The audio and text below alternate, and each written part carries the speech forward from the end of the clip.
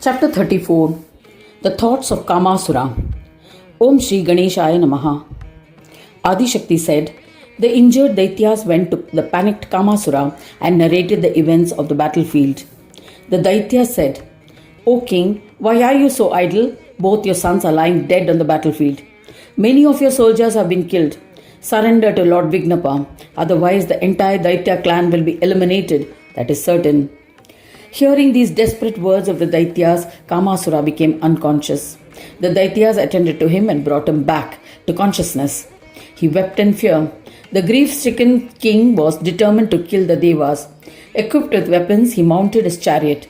He was accompanied with his remaining army as they proceeded to attack Vikata. Seeing the valiant Kamasura on the battlefield, the Devas were terrified. They approached Vikata and prayed, O Swami, the distinguished Kamasura has arrived on the battlefield. Therefore, O Gananatha, please take appropriate action.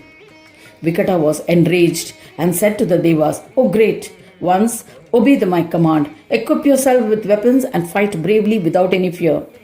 Hearing his words, Shiva, Vishnu and other main Devas created uproar which echoed in the skies and attacked the Daitya king with their weapons. Seeing Mahesha and other Devas, the slayer of Devas, Kamasura was enraged and said to them, O Shambhu, Vishnu and other Devas, listen to what I have to say. Why do you do the heinous act of killing my sons? I had mercifully spared your lives. Is this how you repay me? O Devas, you have invited my wrath. I shall kill Vikata first and then deal with the Devas and Munis. Threatening thus, he mounted the arrow on his bow. Shankara gathered his courage and said to him, You have looted us. You have destroyed Dharma and forcefully governed the three worlds. You have suffered on its account. By the grace of Vikata, I shall definitely kill you. Listening to the threats made by Shiva, Kamasura was enraged and attacked Shankara with his mace. Shankara fell. Seeing this, Vishnu released his Sudarshan Chakra on Kamasura. It proved ineffective against Kamasura. Extremely angry, he took his bow and released a barrage of arrows on the enemy. The arrows injured the soldiers of the Devas. They became weak and fell unconscious. Bali and ferocious Rakshasas joined the battle and lodged a fearsome attack. Vishnu retaliated by releasing arrows on Kamasura. The Daityas attacked Vishnu and Vishnu fell unconscious. Shankara in the meanwhile regained consciousness and commenced battle with Kamasura, who then attacked him with his sword. Shiva was unmoved by the assault. Vishnu in the meanwhile regained consciousness and came to the battleground and resumed fighting with the Rakshasas. O Devis, Bhanu injured Ravana and Durmada with his arrows. Both fell to the ground. Vishnu's powerful chakra injured Mahisha, Kumbhakarna, Shankasura and Bali, who fell unconscious. Thereafter, Vishnu started beheading the Danavas with his chakra. The remaining Daityas fled in all directions, wailing. Seeing this extraordinary turn of events, Kamasura was shocked. Angrily, he caught hold of Shankara and hurled him on the ground. He caught Vishnu and hurled him on top of a faraway hill. The ferocious Kamasura caught Surya and smashed him on the ground. Seeing this, all the terrified Devas shouted and created an uproar. Injured by Kamasura, the Devas fled in different directions. Seeing the prowess of Kamasura, Vikata was energized and came to the battlefield. Mounted on his mouse, he came ready to fight.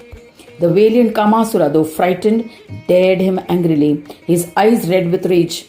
O Mayuresha, why have you come to fight me? That too seated on a mouse? You appear to be as insignificant as a mouse. O Gajanana, you killed both my mighty sons. I am so furious that I will kill you along with your mouse. The Devas prayed to you, and as a result, you have come to their aid. What harm can you inflict on me? When I raise my eyebrows, the whole world trembles in fear. O Gajanana, I am not frightened of anything that is born, exists and dies in this world. I have no fear of those who possess these attributes. O Ganadhyaksha, you are embodied and have foolishly challenged me. This ignorant act will result in your death.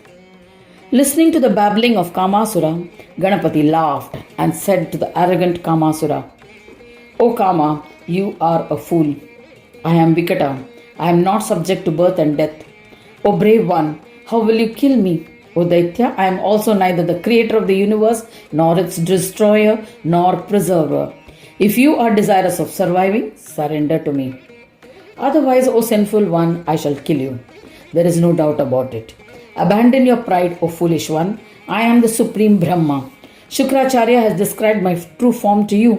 Yet you are a fool and have disregarded him. Please now consider surrendering to me. Hearing the words of Vikata, Kamasura was filled with wrath. He hurled his mace towards Vikata, but the mace was ineffective. It struck Vikata and fell on the ground. Seeing this, Kamasura fell unconscious. After about 3 hours, he regained consciousness. He felt drained of vitality and suffered physical agony. The wicked Daitya thought, how did Vikata incapacitate me without any weapons? I have become completely drained of all my strength. How shall I fight? What Shukracharya said was true. He is the supreme Brahma. Then, why is he biased towards the Devas? Without clarification of this doubt, I shall not surrender. I would undoubtedly prefer to embrace a dignified death on the battlefield. I would never like to surrender to my enemies. Therefore, I shall approach Vikata and ask him this difficult question. If he is unbiased towards the Devas, I shall surrender to him.